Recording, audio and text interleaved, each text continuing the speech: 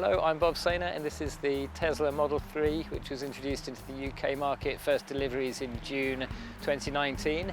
This is the long-range all-wheel drive version which costs £47,900. It's got the 75 kilowatt-hour battery giving 348 miles range officially according to the WLTP cycle. 0 to 60 time of 4.5 seconds and 145 miles an hour top speed. With the Tesla you need to touch your key card down here. There's a pad down here you touch, or if it were your own car as opposed to a hire car, that would probably be done through your smartphone. Then as soon as you touch the brake pedal, this screen appears. You're going to enter the pin.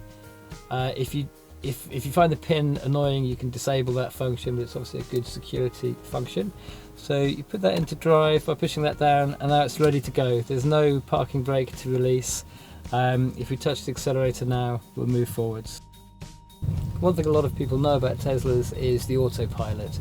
It's a little bit controversial in as much as you're not legally allowed to use its full functionality. So autopilot allows the car to both to accelerate, brake, but also to steer itself. So to activate the autopilot, it's a double tap on this lever. I've got my foot on the brake. Reverse then is this lever up. The brake releases itself automatically. Big screen there, nice big reversing camera. Into position, and then again, everything really in the Tesla is about as simple as it could be. Once you press park, the handbrake is activated. You don't need to turn it off, that's it. You simply you exit the Tesla by pressing this button, the door opens, and when you lock it, that will then power the vehicle down. If you press the symbol of the car down here, this then brings up the controls. It mirrors just the mirrors left and right by scrolling up and down. Steering wheel is controlled here as well. You can see there as we scroll up and down, the steering wheel is moving. Lights, you can see you can have off, on, or as I've got it set to auto. If we go into driving, we've got, you can see here, acceleration is chill or standard. Steering mode, comfort, standard, sport. That's to do with how many turns of the wheels are required from lock to lock. Making the most of regen braking is key to driving an EV efficiently, so I'd always keep that in standard. On a very fast car like this, Creep really is quite a safety feature as well as convenience. It's a nice intuitive navigation, and as well as quite easily, or very easily, being able to input your destination.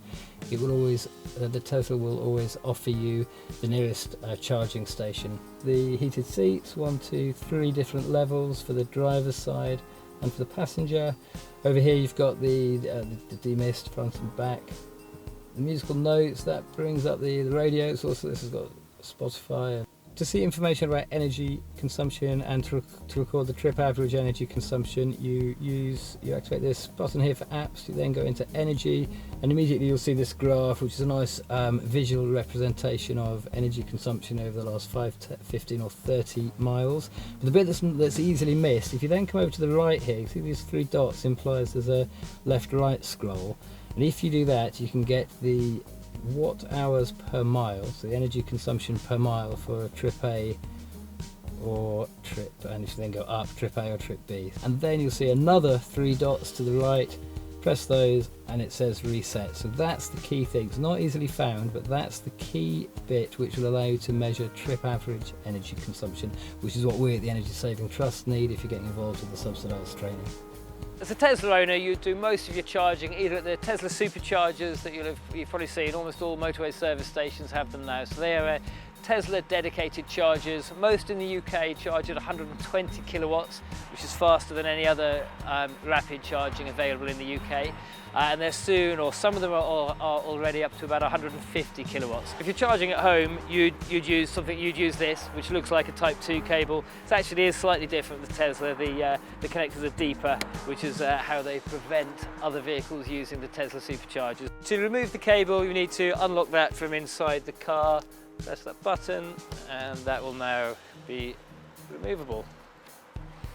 Also has the compatibility with the CCS charger. Tesla have added these 2 additional DC charge points below what's effectively a Type 2 charger, so you can now use the CCS rapid chargers as well.